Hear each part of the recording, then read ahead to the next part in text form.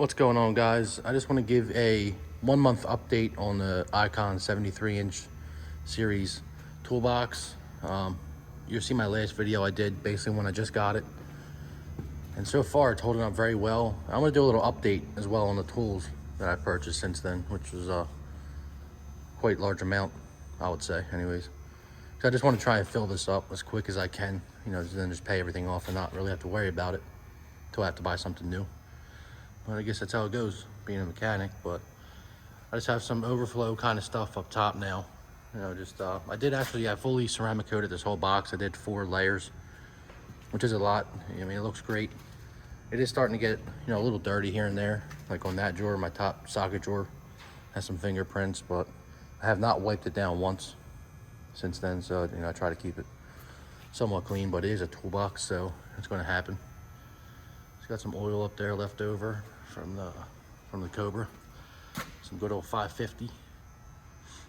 And there's some random stuff, bags off my bike, saddle bags. And not much really. Like I said, I put the mat up top, if you see it up there, which goes on the roll cart, but you have to take that off to mount the stainless steel top. Got the grease gun still, some random stuff. But anyway, I'll start with the cabinet, the side locker. I added the thermal imager I got, and my little micro conversion kit, Glock 23. Always nice to have handy, you know, never know. Today's day and age is this world's kind of whack at the moment. But anyway, besides that, still have tap and die set, another little sidekick up there. But anyway, I got the thermal imager. This is the EETH 310. It's great so far. So far, I've used it for parasitic draw. I've used it all once. I found we had a truck come in that wasn't, you know, die overnight. Turns out it was actually the radio. It was bad in it. So I just replaced that.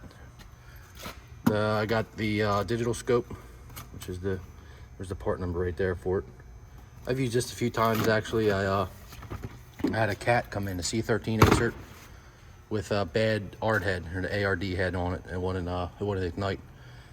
And there's a ring, and on top of them that over time the actual ARD head would expand and the ring would collapse, and it wouldn't allow it wouldn't spark. They actually have a spark plug in there to ignite, and it wasn't arcing, so it wouldn't, you know, it wouldn't arc off the element, so then it wouldn't allow it to basically start its regen process. It's kind of like a first generation DPF system they put on trucks. But I got in the back some, you know, snap rings and things of that sort. My goggles still, bearing packer, some random fluids, brake grease, tap and die set. I got a Craftsman compression tester kit for really cheap, like 20 bucks. Like, you know, might as well. Good to have it back up. I got, this is the coolant system tester. I have a pneumatic one as well in my cart, but you know, if I'm out on the road, you don't always have air with you, so it's nice to have an option. I also got, this is a coolant system refiller. This one's for cars. You can use it for trucks, but I have the truck one ordered also. It basically just pulls a vacuum on the system. I have not used this one yet. We have a shop one, but you know, I like to have my own stuff. Basically just pulls a vacuum on the system. You know, the recommended vacuum, just follow those instructions, and then you know, to refill it, which is what I keep that bucket for right there. I'll fill that up with coolant. You know, once it's starting to get low, just shut the filler off, and then put in another bucket of coolant and start filling again. This is just a truck adapter set for all your big trucks. Part number for that as well. If you work on trucks, definitely get yourself one of these. You'll need it. 100% of the time, you will need that. Try and get this to close, that'd be nice.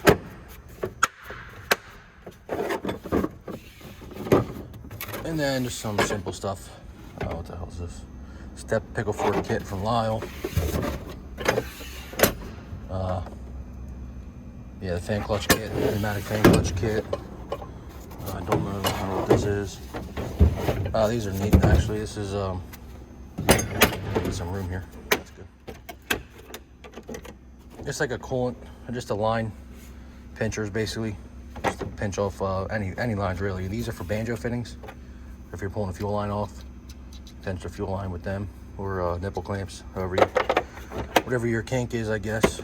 I prefer to use them for banjo fittings, but you know, whatever you're into. All right with that. Let's see here, got random magnets in there. I don't remember how I had this shit in here, so bear with me a second. I think this is here. There's a part number off that if you need that. That's for cars. You can use that for trucks also, but I mean, the trucks, they require actually more vacuum than a car does. So great. Now I'm never going to get this stuff back in here. I think this was, I don't know how this was, but whatever. It's going like this now. And like I said, a thermal imager. If you guys want to see, you know, the thermal imager in actually, you know, me doing a job with it or diagnosing something with it, then yeah, let me know and I'll figure something out. I will make a car have a parasitic loss. Or you can use it for pulleys. You can use it for a lot of stuff. Everything in this drawer is the same as my last video. Scanner. What was it called? Anyway, scanner, multimeter, power probe, truck anchor press. Tap 1 is a part number for that, for anchor pins on brakes. It's a deep-pinning kit, whatever. That's another pressure tester back there. Bottom drawer, we got a leak detector off Amazon. These are off Amazon for TPMS, and they actually work really well. Caliper gauge, brake compressor kit, Nest tools. Just basically the same stuff I've had. I got that. It's a transmission and fuel line disconnect kit. I got that for 20 bucks also. Brand new. The Matco. The case is old, but nothing was ever used in it. I got the BJP1 master ball joint set. Down here, I started putting, you know, I got a bunch of spare fittings, some spare parts. I think they're bushings out of International. Some Cummins O-rings on there for fuel line to the high pressure fuel pump. Same stuff basically. In there anyway. In this drawer, I'm saving for big sockets since this has the dual slides. I want to get the big Sonex kit, the 3/4 drive, and just stack everything in here. This drawer will handle that no problem. Now for my socket drawer, I added these. I bought this and I actually got these free, which is a damn good deal. This is like 800 bucks set by itself. What else did I add? I added some, these are the Icon metric deep impact sockets. I love them so far. I added the more Tecton standard SAE shallow impact sockets. I think that's all I added in that drawer so far, and that's how I have that drawer organized. I think it's pretty good. Got a lot of room out of it. Wrench drawer here. I got my breaker bar in the back, 1/2 inch, and my 3/4 inch torque wrench.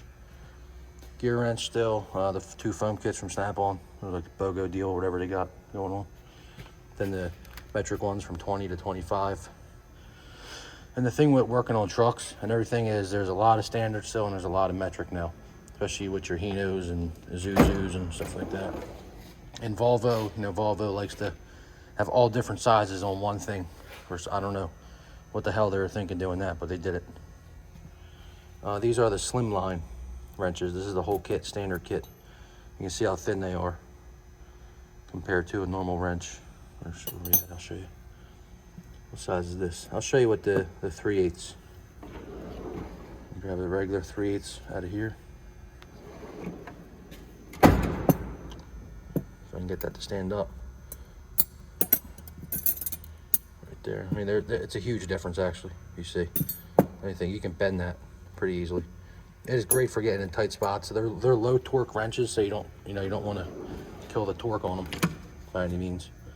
But say if you have a hydraulic fitting or something, or you can't get 2 normal size wrenches on, just use this to hold the fitting and crank on whatever with your other one.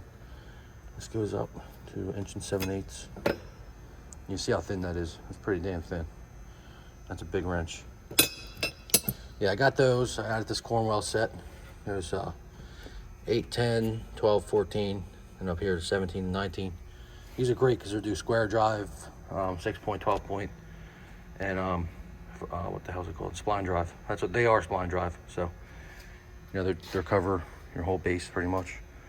The 100th anniversary torque wrench, snap on. I didn't add nothing in there, same plier drawer. Then here I started, I just put the dominators in the back, they're scrapers, some screwdrivers, snap ring pliers, like that drawer. Down here, I don't think I added any of these. This was basically the same in the last video. PWZs, nicest pliers ever. I added these hose picks. Added that. I found this in the street, which is good. The Davco filter wrench. Never mind finding something in the street. Down here still, I'm going to save this drawer for heavy stuff like pulley pullers. There's a lot of heavy bulk things. That has the dual slides on it, so that's good for a ton of weight. I actually stood in that drawer, which I don't want to do again, because I'm almost 300 pounds. And here I just have a chain that come along. This drawer is pretty heavy. But like I said, the dual slides, not really a problem for it. Still my electrical. Got a pretty blue hammer in there, just kind of like a backup hammer. And here I just have brake tools, slack adjuster tools there, hammers, just the random stuff. This is in the bottom drawer of my cart that I always rolled around. And here, still screwdrivers. Here I got some brass fittings, so quick repair. DOT fittings, 1/2 inch, 3/8, some 1/4 inch. It's good stuff. These are for, you can put them in the brake chambers or glad hands. I prefer these for glad hands. Still my ratchet drawer, I think, was the same. One thing to keep in mind, these drawers are kind of stiff. Like, they do come all the way out, but for a little while you're gonna have to pull them out a little bit. But they will loosen up. I just got this baby ratchet since the last time. I think that's it. Maybe this one as well. And here, just random stuff for state inspections, brake gauge, and a feeler gauge in there, snacks, left-handed drill bits. What else we got? Center pins for my truck that I sheared off doing boost launches and stuff like that. Don't suggest. Don't ever do that. And here are my backup pair. Well, I have my work glasses on now. They're my Oakleys that I don't wear while I work. Some random stuff in here. Chargers, some headlight connectors, panel tools. And here's the power drawer. I got my batteries in. Down there. This thing's sweet. I love it. And a good old impact drawer, which I have. You can take this out, and so you can utilize this whole drawer for something if you don't have a lot of power tools, or you keep them on the cart. Whatever you want to do with it, you can take that whole thing out. Just have a normal drawer. But I got I don't know if I showed you, I had the right angle impact from Milwaukee. I'm waiting for the left angle to come out now. They said someday it'll come out, but I'm not sure when. It's just some other stuff down there. Snap-on long neck. Basically the same stuff I've had. I didn't really get anything to do in that drawer. But yeah, overall, I am loving this box. I put a LED light in. I got it off Amazon for like 20 bucks, which I routed it. So whenever, I'm ready to close up for the day, I just unplug it here. I routed it down the back, through here, through a little power block. And yeah, so it means good buy for 20 bucks. Put my speaker up there for now. And you can also change it to any color. But like, if I have it on green, and if I'm in here doing paperwork and I look over, my eyes are like kind of have a green tint to them, so I don't really like that at all. So I just keep it on the white LED. Doesn't bug my eyes out too bad. Other than that, I think I covered everything. And this box so far, like I said, is holding up very well. I had one guy so far scratch it. He put a magnet up here somewhere. I don't know where it's at anymore, because I compounded the spot, so now the scratch is completely gone. Can't even tell it was there. Yeah, 1 month in, this box is holding up. So like I said in my previous videos, if you want to see any of these tools in use, or haven't want any tips on anything or how to do anything with them, just let me know. So I'm always down to, I'm kind of at my limit right now with Snap-on, so I can't really go out and buy a bunch of new tools, but I try and pay it down pretty quick so I can keep adding on. Because eventually I want to get a side locker, another side locker on that side right there. And you can add on from there. Yeah, you see I got this big job going on now. Basically just doing springs, kingpins and all that stuff on the front. Spring hangers back there. That'll be great on these. I actually haven't looked. I don't know if it goes into the support bracket for the trans or not, which I think it does. That's gonna suck. But yeah, it's basically the go around on the new box. I still have my cart here, which is kind of just loaded up with a ton of different stuff that was out of my other old box. There's overflow stuff, a whole bunch of fittings and bolts, transmission line caps. Oh, look at that, Zuzu exhaust gasket, and a downpipe. This is pretty much all empty stuff. Bottom drawer is empty. But yeah, if you guys want to see anything, any tools in use, anything like that, just give me a shout, and I'll give another update in the future how this box is doing. But I know people wanted to see an update and how it holds together in like a shop environment. I don't think it's ever going to be a problem, especially cleaning the floors. I mean, this thing is really high off the ground. I'll tell you right now actually how high it is, because I know that's a problem with some people's shops. They clean the floors with solvent or something like that, and they're get it on their box. What's that? About 8.5, 8.25, 8.25 inches off the ground. That's pretty good height. Oh, that's another good thing too. You can store. I have some chains under there, some boxes, and my torque wrenches and all. Store that down there or on top, whatever you want to do.